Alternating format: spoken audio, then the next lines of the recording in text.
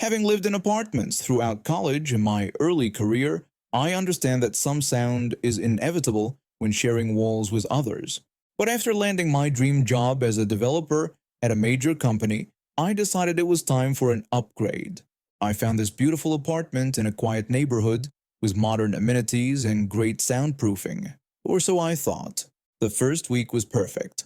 I could work from home in peace when needed, and my evening relaxation wasn't interrupted by the usual city chaos. Then my new neighbors moved in next door. At first, I tried to be understanding. Moving is stressful, and people often celebrate once they're settled in. But days turned into weeks, and their celebration never seemed to end. They didn't just play music, they played terrible music. The kind where the bass is so heavy it makes your windows rattle. I work in a high-stress environment where clear thinking is essential. One small coding mistake could cost the company thousands of dollars. So when their latest party started on a Wednesday night, I tried to be patient. By 11 p.m., with their music still blasting and drunk people screaming in their apartment, I'd had enough. I put on my robe, walked next door, and knocked. A guy with bloodshot eyes and a beer in his hand opened the door. I politely asked if they could turn down their music, explaining that I had work in the morning. The guy took a long sip of his beer and smirked, asking why that should be their problem. I explained that besides basic courtesy, there were actually quiet hours between 10 p.m. and 6 a.m. on weekdays, and it was illegal to be this loud right now. A woman appeared behind him, swaying slightly. She mockingly asked if I was going to call the police over some music, saying that wouldn't be very neighborly. She suggested I mind my own business and stick to my own apartment. They shut the door in my face. Their bass-heavy music immediately got louder, and I heard laughter from inside. The party continued until 2 a.m. with people shouting, singing, and at one point what sounded like furniture being moved around. That's when I decided enough was enough. I called my boss and arranged to work from home the next day, citing some maintenance work that needed to be done in my apartment. He was cool with it. One of the perks of being a reliable employee. I set my alarm for 5:55 a.m. When it went off, I smiled, knowing my other neighbor would have already left for their early hospital shift. I spent the next 5 minutes setting up my professional-grade speaker system, a passion project I'd invested in during the pandemic. We're talking about an 800-watt system with separate subwoofers that could probably be heard from space. At exactly 6 a.m. I positioned the subwoofer against our shared wall and pulled up my special playlist. I started with some hardcore dubstep, the kind that makes your teeth rattle. The bass was so intense I had to put in earplugs to protect my own hearing. The walls weren't just vibrating, they were practically pulsing. 15 minutes in, my doorbell rang. I opened the door to find my neighbors looking like death warmed over. The guy was holding his head, and the woman was squinting against the hallway light. She immediately demanded that I turn off what she called garbage, while the guy complained that people were trying to sleep. I gave them the same smirk they'd given me the night before and threw their own words back at them.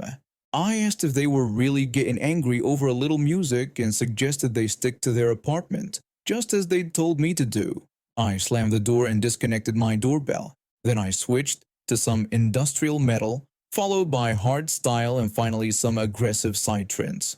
The bass drops were magnificent, and I could hear things falling off their walls.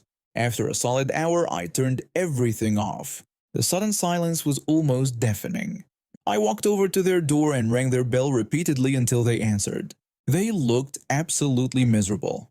I laid out my terms clearly. Since I worked in tech and could work from home whenever I wanted and had more speakers I hadn't even unpacked yet, we could either do this every morning at 6 a.m. sharp, or they could agree to respect the quiet hours between 10 p.m. and 6 a.m. on weekdays. The woman started to speak, but the guy stopped her and agreed to keep it down after 10. I cheerfully wished them a wonderful day and suggested they might want to take some aspirin for their headaches. They've been surprisingly quiet ever since. I worked in a small-town police department where we typically had only 5-6 officers on duty at a time. My beat covered mostly rural areas and the county highway that runs through our little town. The job was usually pretty straightforward. mostly speed enforcement and routine patrols. That day started like any other. I was doing speed enforcement on the highway when dispatch radioed about a possible kidnapping in progress. The details described a female driver with short blonde hair in a specific make and model of car. When I checked the computer for more information, I found multiple people had called 911 reporting a young kid in the hatchback area holding a sign that read, "Help, I've been kidnapped. Call 911," with their hands appearing to be tied. The initial reports weren't in my area, so I continued my routine patrol. About 10 minutes later, dispatch crackled again. The vehicle was heading south on County Highway 123, right toward my position. Within minutes, 3 more calls came in from drivers reporting the same thing. The highway was flat enough that I could see for miles. Sure enough, I spotted the van matching the description. As it passed, I clearly saw the female driver and the kid in the hatchback area. Instead of immediately pursuing, I held back to avoid spooking the driver. In potential kidnapping situations, the last thing you want is a high-speed chase that puts the victim at risk. I radioed for backup and followed at a distance. Fortunately, there was a highway patrol barracks nearby, and 4 trooper vehicles joined the pursuit. We discussed our approach and decided on a full felony stop rather than a routine traffic stop. We spread across all 4 lanes, hit our lights, and activated our sirens.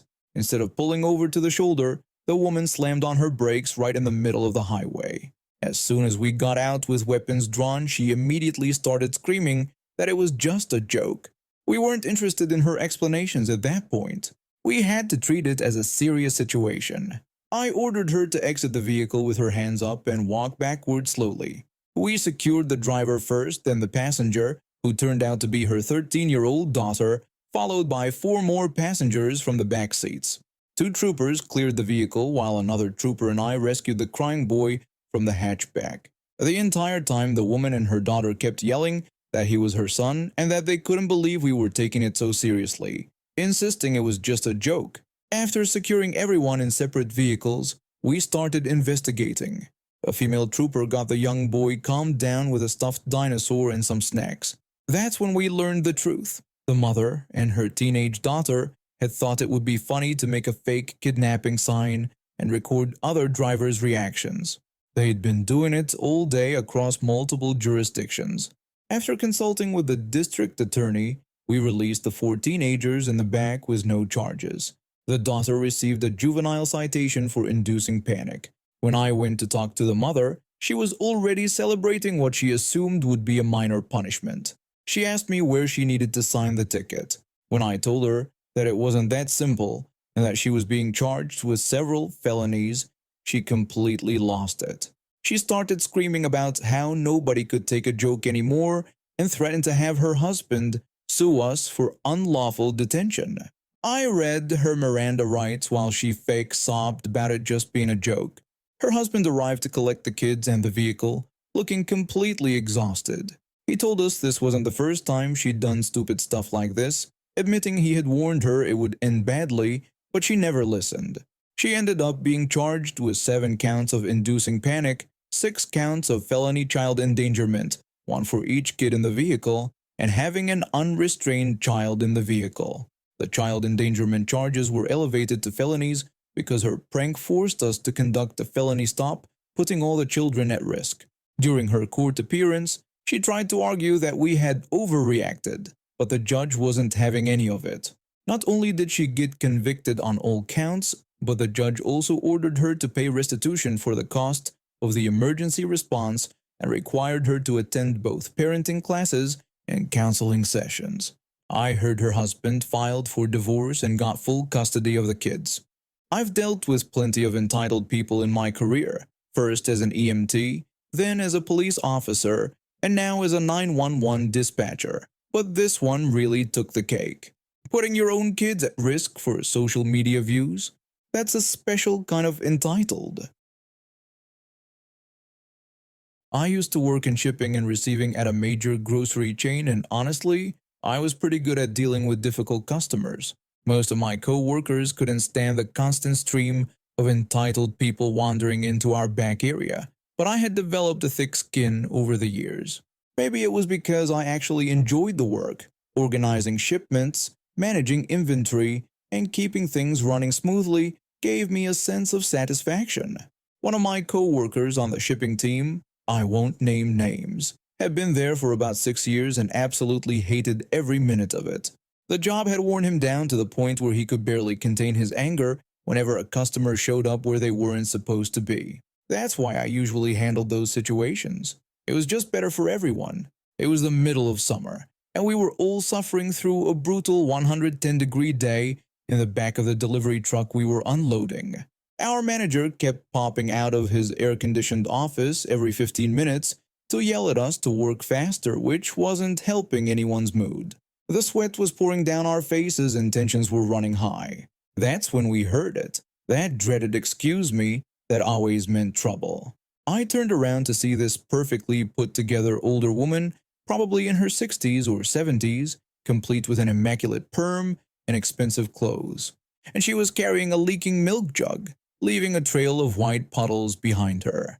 I politely told her that she couldn't be in this area, explaining that it was an employees-only section. Instead of understanding, she immediately started screaming at me. She ranted about finding an unrefrigerated milk jug in an aisle and claimed she was doing us a favor by bringing it back here, since apparently none of us could do our jobs properly. Her words, not mine. I tried to keep my customer service smile plastered on, even though I could feel my co-worker tensing up beside me. I thanked her for bringing it to our attention, but explained that in the future she should leave it where it is and ask an employee outside of this room for help. She looked at me like I'd just insulted her entire family tree. She called me an ungrateful little jerk, then asked if I wanted the milk back in a tone that should have warned me what was coming. When I agreed to take it, instead of handing it to me, she wound up and threw the milk jug straight at my head. It connected with a wet smack, and milk went everywhere. I stood there in shock, dripping with milk, unable to even process what had just happened. That's when my co-worker snapped. Without a word, he snatched up the milk jug from the floor and hurled it back at her with the precision of a professional athlete. It hit her square in the chest, soaking her expensive outfit. Then he really let loose, calling her a dumb witch and questioning her intelligence.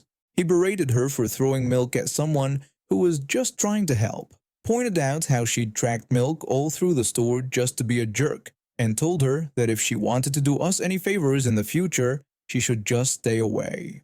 He finished by telling her to get out of our storage area and leave us alone. The entire shipping crew stood there in stunned silence as the woman turned and practically ran away. I expressed my worry about my co-worker getting fired, but he just smiled and assured me it would be fine. He pointed out that there were no cameras back here because the company was too cheap to install them, and he had all of us to back him up and say we had no idea what happened.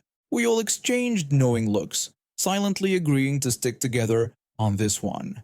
Sure enough, 10 minutes later, a whole parade of managers came marching back, with the milk-soaked Karen leading the charge. She immediately started pointing and screaming that my co-worker was the one who had assaulted her. We all put on our best confused faces. I stepped in and told the managers I had no idea what she was talking about.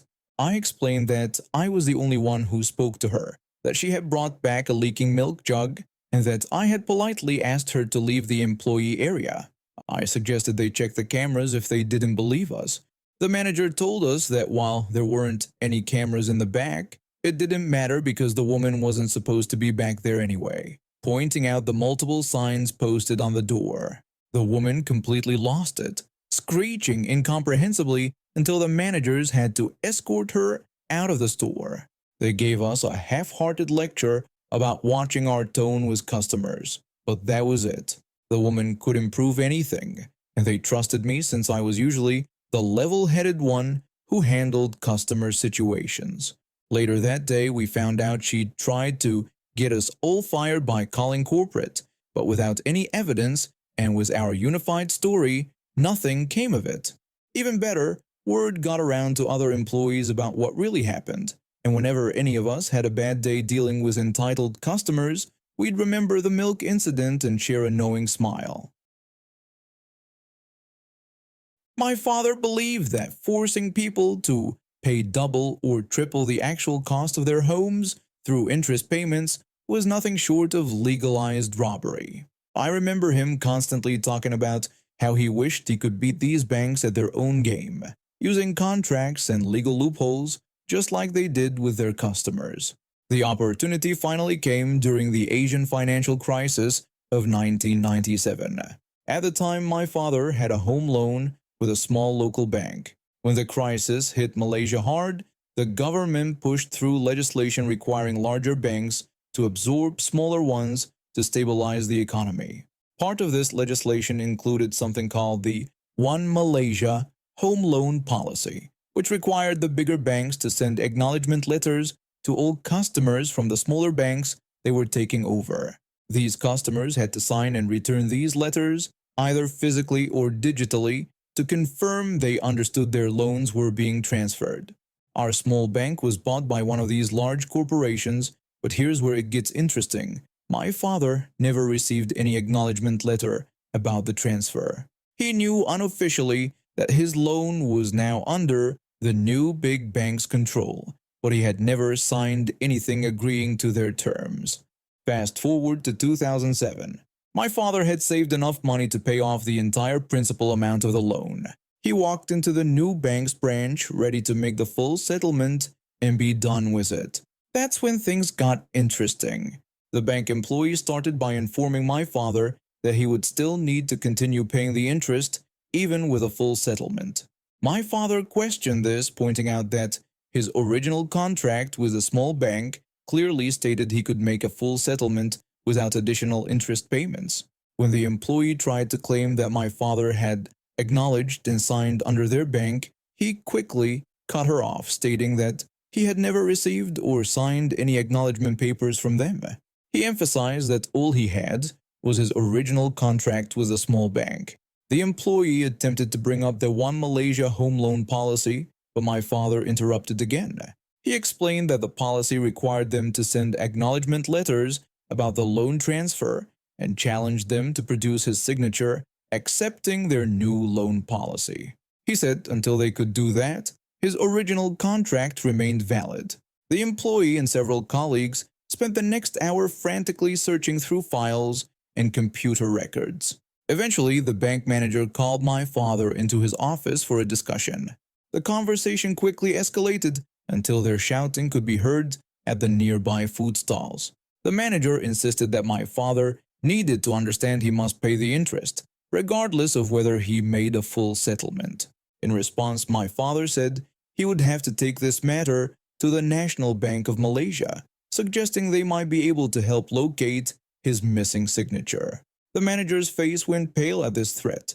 He excused himself to make some phone calls to upper management, disappearing for about 30 minutes. When he returned, his entire demeanor had changed. He told my father that after reviewing the case, they had decided to accept his full settlement without additional interest payments. My father then requested his housing grant be ready within a week, to which the manager nervously agreed.